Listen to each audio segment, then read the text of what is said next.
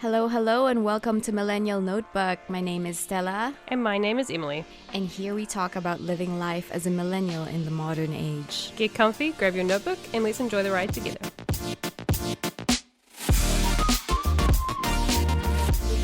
Hello! I hope you're having a great week, and we definitely had a great weekend. How has everything been with you on your side, Emily? Good. I've had a great weekend. I've had Yeah. friends over this weekend. It's been quite a busy that's one. Great. And now I'm just settling into my Sunday and getting ready for Monday. It's great. Are you usually setting Sunday off as like a rest day, or are you the type to want to fill up your weekends with activities? I don't know. I've kind of got into a bit of a pattern now where like Friday night is Jonathan and I's date night. We go out. Cute. Saturday's kind of like a chill day. We may do some errands. We may go do some disc golf. May do some squash. Did be you a bit say more disco? active. Yes, disc golf, as in like Oh, frisbee. disc golf. I thought you said disco. I was just like, Yeah, whoa. so everyone else. Yeah, it's like coming. A few It's just times. so funny because I think disco has evolved to like clubbing in our generation, right? Like my parents Right, called it pretty much. disco. Yeah. So I was just like, okay, is that a fancy way of saying clubbing? I was about to ask you. So it wasn't. It was disc golf, right? Yes, disc golf. It is the Awesome. craze here in New Zealand. It's great. Awesome. Yeah. So and then Sundays I usually sort of chill out, and then and then obviously chatting with you, which is great. Yay. Yeah, I know. I feel like I've been talking to you more and more now that know, we're it's doing great. this podcast. I know. I know. Now we have to talk to each other. Oh my OMG. Kidding. I love you. But yeah, I also had a pretty busy weekend. It's a bunch of stuff. I'm still trying to figure out a balance of like doing the things that I love and also work my day job.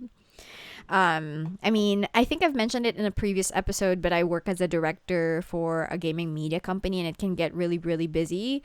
There are some days that I have to work weekends, and next week I will be working throughout the weekend as well. So it's been hard to balance, but I think, if you're working on your passion, and I love talking to you guys and sharing our stories. So I don't know. I think it's just finding the right balance and doing things that you actually like outside of the responsibilities, right? Exactly.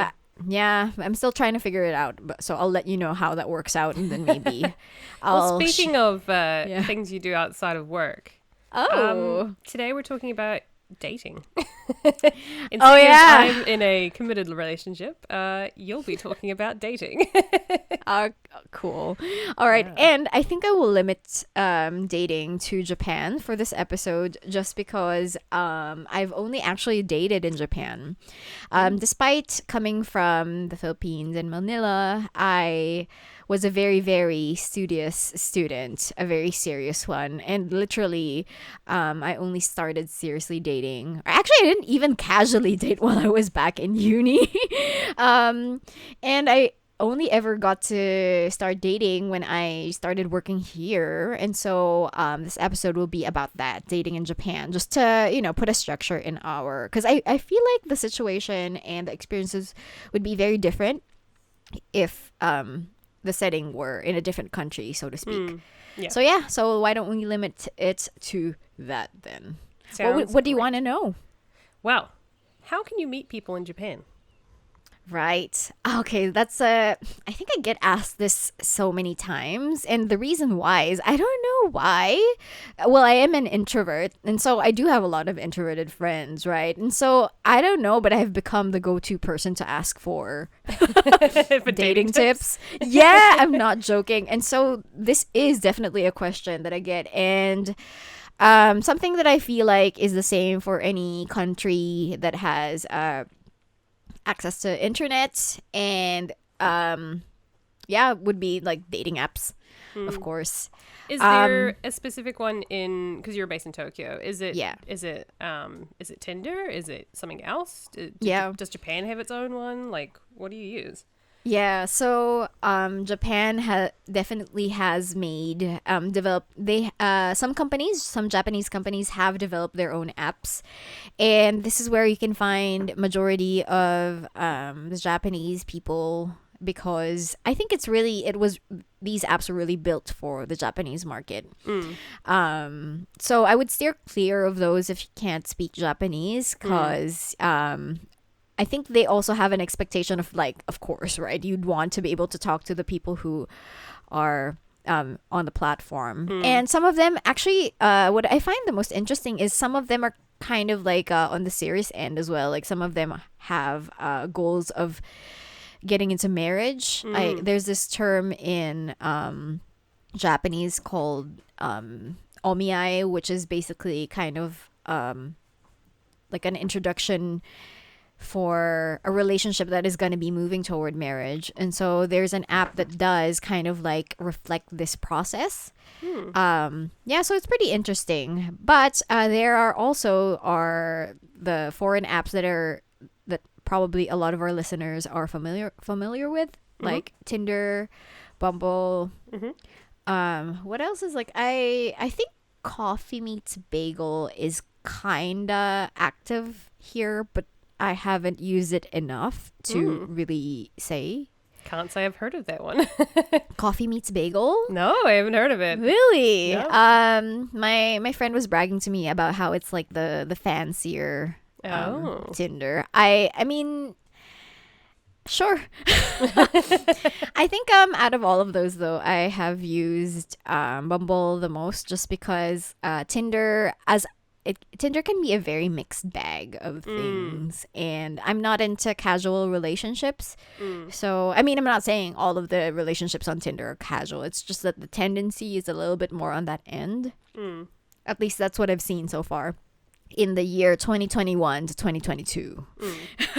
Let me put like a time limit on that, because like when I first started using Tinder in 2018, it was still kind of like, I've met a lot of really interesting and really nice people. And so, but throughout the years, it changed a little bit. So yeah, dating apps, that's one. Then of course the usual school or work, and clubs or bars. And actually, like clubs or bars, it depends on how extroverted you are, right? Like sometimes if you're not willing to approach or be approached, that's kind of a little bit more difficult. And especially like with the culture here, you know how when I lived in America, it was pretty common for people to approach you and just to talk, right? And I think it was like, I don't know, maybe it's limited to America, but like people a little bit more extroverted and willing to talk to strangers.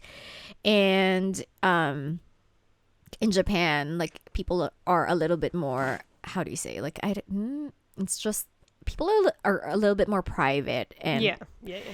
not too keen on talking with strangers. So it's actually it's a little bit harder to meet people through clubs or bars, unless the setting were because there are meetups, right? Like, well, I was gonna ask, like, what Yeah. about meetups and like some of the events that we went to? Did you ever like, because there's a lot of single people around. Did you ever like go to a meetup and be like, it's kind of cute? I And I'm have talking tried like going to an event meetup, as in like yeah. Like like a I don't know work if style sort of thing, entrepreneur yeah. type style thing. so there's this So it's not really the setting platform. for dating, is what I'm trying to say. I mean, it depends, right? Because like on Meetup, like, so there's this app. If you're not familiar, there's this app called Meetup.com where Yeah. you can search for different events, right? And we like I think like 3-4 years ago, I went to like a board game meetup, and that was fun. I met one of my really good friends. Like unfortunately I didn't meet any romantic interest, but I did meet two of my really good friends right now. So Aw. that's another option, right? Like Meetup, which Yeah. I don't want to say it's like a dating app, right? Because it's different, but Yeah. yeah. And then there's okay, these I feel like are very very special, or specific to Japan. Or can I really say that? I don't think I've ever experienced this in the Philippines, but speed dating, and officially organized by like a government funded organization, if I'm not mistaken. I mean, they're still a company, but like they're in Japan's efforts to get people to match up, Yeah, get make babies. married. Yeah, It's because basically just for babies. yeah, because right, the population issue is definitely Yeah. a thing. Yeah, there's this thing called speed dating where everyone, sorry, like if you hear noise in the background, it's my cat. He's I going figured it crazy. was. I thought you were just either really fiddly today or your cat's just mad. Yeah, like I'm sorry. Like if it gets really loud, I'll have to take away the toy, but Oh no, let him play. Let him play. right, sorry guys. I'll try to work on, like I'll give him a much more quiet toy next time. Sorry about that. All right. Where were we? So it's speed dating, and it's just so interesting because like the way it works is that there's like a like there's a table, and girls get to go in for free, and guys have to pay like a certain amount of money. That's I'm so not really funny. Is that a society thing where like it's supposed to be chivalrous, like guys pay, or is it just because girls don't want to go to these things? personally personally I think it's the latter. Yeah. I mean, um even in clubs, actually there are a lot of clubs that make ladies pay less. I think it's like to be honest, I think it's you have to factor in several kinds of societal conditions here. For example, Yeah. unfortunately, there's still like a wage gap here. If you're not lucky to be in a very, very fair company, then perhaps you will have a much lower wage if you're a woman because of, also opportunities, right? Work opportunities. So that's one, right? Women have less money to spend. Not in general, but some. And also just, a lot of women, there's a saying, I don't think it's limited to Japan as well, but they say women have an easier time on dating apps. And so it's generally much easier for women to meet people. And so, there's no like they don't necessarily need to go to these places, right, to meet guys. And I think that's why they are kind of incentivized by making Yeah. it free. Does that make sense? Yeah. No, I totally can. I think it's a Western concept as well, where girls are like the. I don't know. I don't know if this is like true or not, but it's kind of that Yeah. perception that society has that guys are like super keen, but they can never get the girl, whereas girls are like, the hot shit, and they're just like, I can get every guy I want, sort of thing. So like and it's always a case of like they'll let more girls into the club than they let guys in.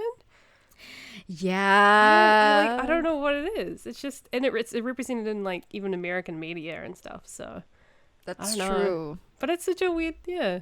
So I don't know. Yeah, so Interesting. there's that.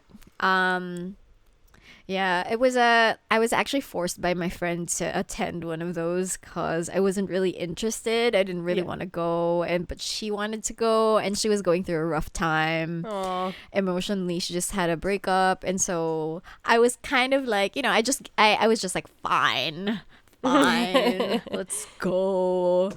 I can tell you more about that later, but it was quite the I experience. would love to hear the experience of that. But Yeah. we'll carry And then- on because yeah. The last one. Yeah, the last one. I'm curious. Yeah, the last one that from what I'm aware of is like the official matchmaking companies, which is like a modern version of what I mentioned a while ago, the Omiai, where I think this is a very East Asian concept, or like an Asian concept. I'm not familiar with other, like aside from East Asian traditional like matchmaking services, because I'm only aware of what they have in China and in Japan, but like you and from what I've the very few shows that I've watched from Korea, Yes. it's like there's a profile, and then they check if you're a good match, and then they give you like certain options, and then if both of you agree to meet, then you meet, kind of like process. I've never participated in it myself because I don't want a very serious, I mean, I do want a serious relationship, but I think that's too serious. Yeah, it's going a little far. I'm not like, It's kind I of don't like wanna, it's like the step before arranged marriages, right? It's kind of like yeah. you're So both looking for that level of commitment, you know? exactly. And I think Yeah. it works for cultures that do have that, and where that is normalized. It's just that I didn't grow up in that. And so Mm. I never really found it in me to participate. And so, yeah, that's the last one. So, yeah, it was been very interesting participating in several of those in my list. No, that's really cool. I guess for me, because your dating is also very interesting. And I've heard many stories from you. Yeah. Like, how do you find it? Because you're in a position now where you're in quite a like high position in your job and stuff. So I mean, you're kind of you're a bit of a strong lady, as you could say. Yeah. But like, how have you found that in meeting guys? Like when they find out what you do, is that intimidating for them? Because I know some guys can find it intimidating. Yeah, actually, great question. I don't really date like based on, for example, someone's nationality. And I did try dating Japanese guys in the earlier stages of my dating life here in Japan. It's just that something that I continually experience, and I have watched a lot of documentaries on this, and also including the experiences of my friends, both Japanese and foreign, that there are some Japanese guys who still want a particular kind of there's a particular kind of woman that they prefer, especially with more serious relationships, right? A very soft-spoken woman would be a certain type of person's ideal. And of course, there's also that consideration of like once you have a family, and I don't think this is limited to Japan per se, right? Like the familial structure and how it will shift once you start having kids. Like who will be the one to take care of the family, right? And all of these things. It's just that I think and of course this isn't for everyone, right? Like I have a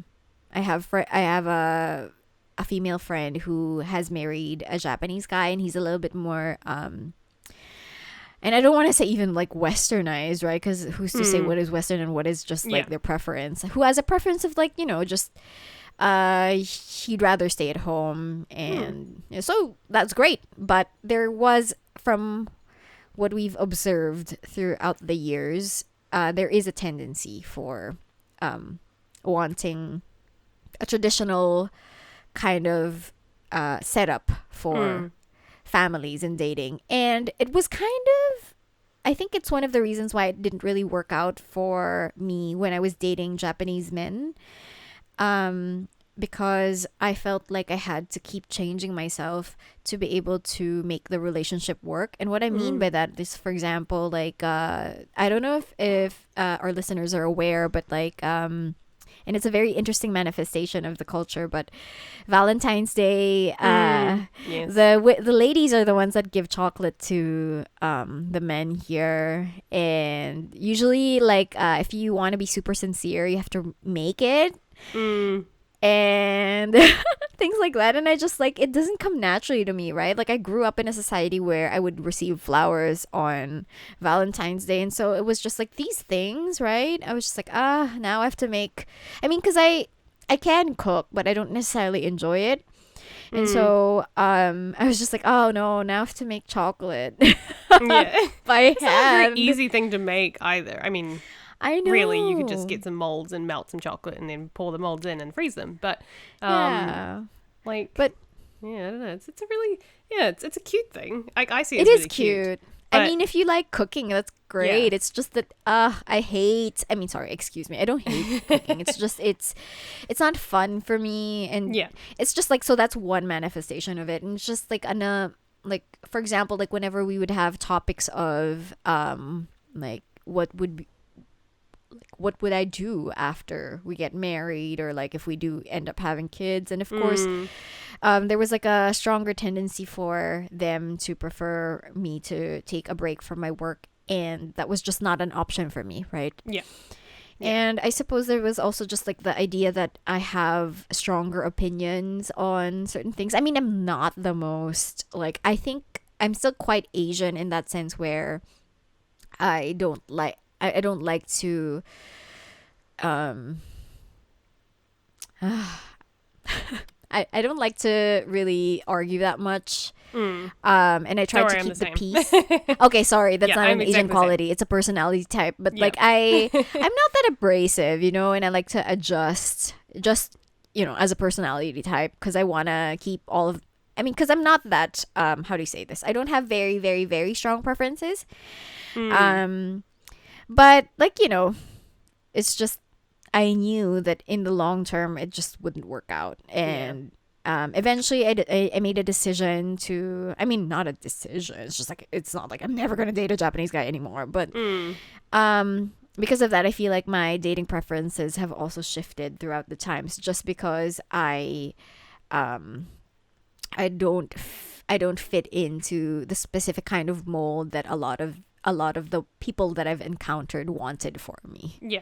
Yeah. Yeah. Yeah. Too much change on your end.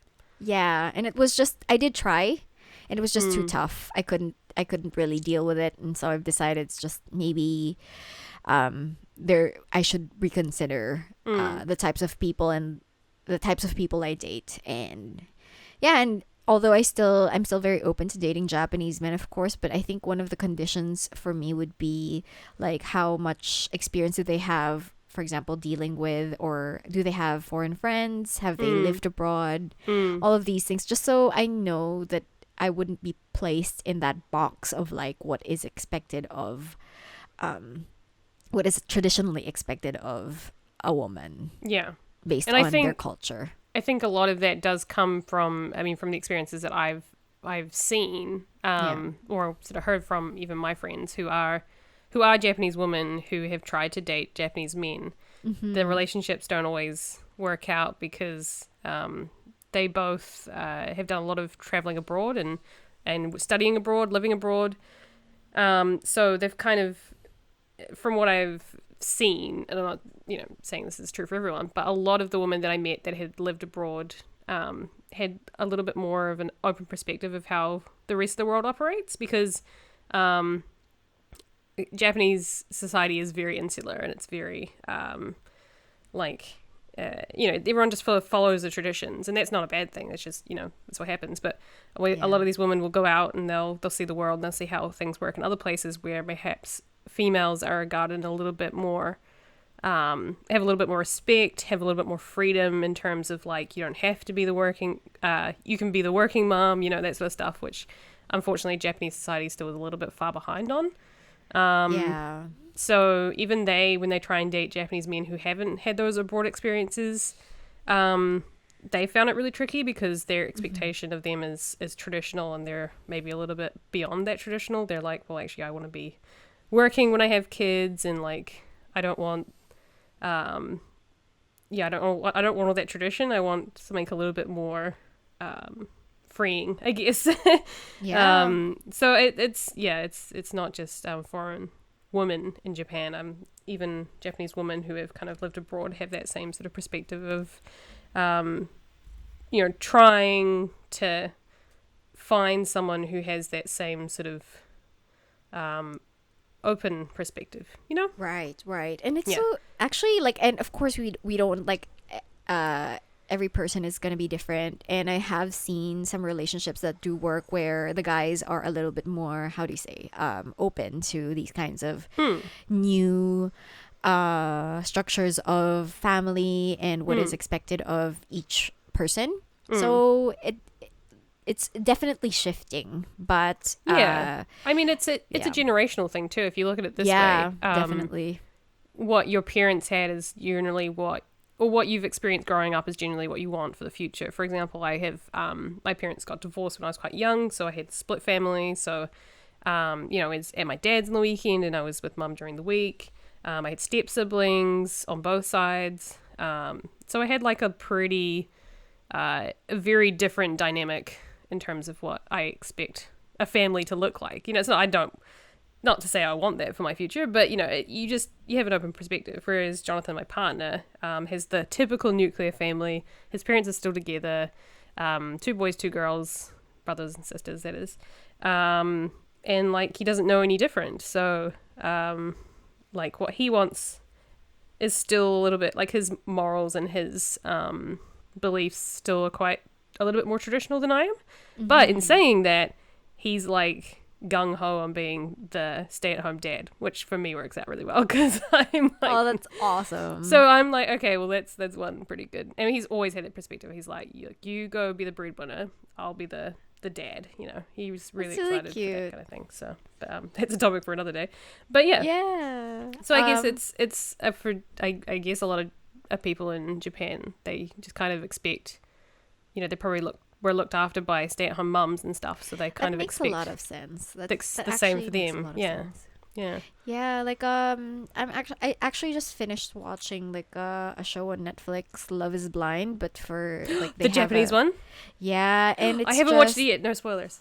I'm not gonna spoil it for you. Don't worry. But I just wanted to share about like how some of the ladies were actually expressing, I mean some of them were okay with it, right? Like but some of them were expressing like disdain for this one particular guy who kind of wanted his future wife to be the housewife, to cook, and that was his primary like selection factor. Like how okay would she be being the housewife? Like, I'll do my best at her work, but I hope you keep the home safe and functioning well. And I think that ultimately lost him his match. Like, it was going well so far, but then when he put his intentions right there, like, she wasn't okay with it. Like, even though she did like cooking and all of these things, homemaking and stuff like that, I think like the ultimate expectation, I think, was too heavy for her.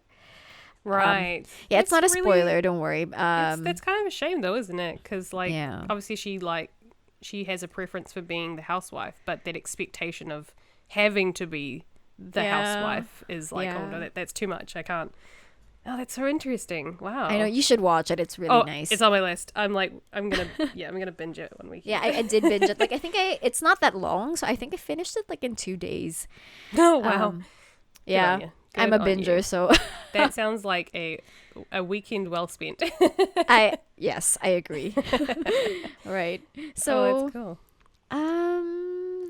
Yeah. All right. Well, note, okay. though, So you're on to the foreign guys.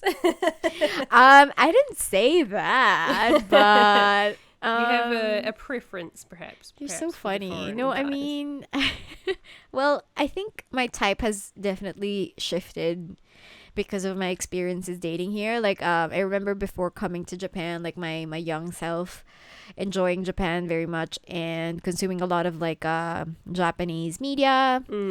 I think I did have a preference for like, how do I explain it? Like, if people are familiar with like Korean pop culture nowadays, like, it's just a very clean Asian look, right? Oh yes. Because I only mentioned the Korean pop culture because it's like K-pop is really booming right now. So and like K-dramas are huge. Everyone knows at least one K-drama. Exactly. And so that's the look I kind of was into before. But I think, like, I don't know if it was just like, of course this is all subconscious, like things, I think my experiences shaped my preferences nowadays. And so I think I want people who are a little bit more Western in their thinking, and maybe that's why it's shifted toward that. But yeah, I've just on a side note, because this is just going through my head, you see clean look, right? Yeah. Like, my girlfriends, Japanese girlfriends, they don't like beards. Yeah. It's not common for Japanese guys to have fully grown beards, right? Yeah. Like, it's kind of it's an achievement, right? Like, they don't grow. It's not something that's like common, right? I assume it's a genetic thing, but they just don't have the ability to grow like a. I mean, some of them do, but the thing is, like, it's and it was just so bizarre to me because there's this thing, like, I think laser hair removal is common. Yeah, it's becoming more common nowadays, but like there are ads for it laser removal for guys, like to get rid of their beards completely. And the ad was Interesting. showing like, oh, you don't have to shave in the morning ever again, get laser kind of thing. And I was just like, no. I mean, to be Oh, fair, like as I've mentioned, like my type has changed throughout the years, and although like the younger me was into the clean look, like it's slowly like after dating one guy with a beard, I was just like, all right, I think I'm into this. No, but at first I was just like, I don't know how will it feel like kissing this guy? Like, won't it hurt my face? But it was no. actually, it was. Nice. You're so funny. I love me a beard, man, but only when it gets to a certain stage. There's that awful scratchy beard, which is disgusting. But once it's finally grown out and it's like proper hair that you can like Yeah. give it a Yeah, good. I like a very nice like a 4 o'clock shadow. That's my Oh, preference. so you like the kind of For beard. scratchy? Um, like not freshly shaven, like maybe like it's grown for a day or two. Interesting. That's the worst one for You me. don't like it? Yeah, No, that's so funny. But no. it's funny because like I have a friend, so I don't like it too long, and I have a friend who wants it like the longer the better. She's so funny. She's just like, grow your beard. Like she has a boyfriend. She's like, grow your beard. Why do you shave it? Like, Does she want like a full-on Viking beard or I something? mean, I don't know how long she wants it, but like she really likes it like really full, Yeah, right? full. Yeah. So anyway, so yeah, I have a preference for the 4 o'clock shadow. Is that what you call it, or is it 5 p.m.? Like what's the 5 expression o'clock there? show. I think it's a Five, 5 o'clock. Yeah, 5, it's a a little 5 bit o'clock. earlier for. You just Just like kidding. it that 1 hour earlier. Just kidding. So yeah. So yeah. I since my type has shifted, I think I like a lot more foreign men nowadays. I think I Mm. date more foreign men just because of like the values as well. I feel like match a little bit better than when I dated Japanese men. But the thing with this, right? So I'm living in Japan, and I think it makes sense that people who come here, um, more people who come here, I'm not saying everyone, they've been exposed to Japanese culture and are very interested in Japanese culture, of course, and so it makes sense that and as was I, right? Like I was very into, as I mentioned, that kind of look before when I first arrived in Japan, Mm. and so a lot of guys from the West or are kind of like very keen on dating Japanese women as well, and that was another struggle for me because although I'm still Asian, I apparently, according to a lot of my friends, I look a little bit like I look like a half. Mm. And Yeah. so, depending on who's looking, some people can perceive me as a half Japanese, and I'm not, by the way. I'm like half Japanese, half white.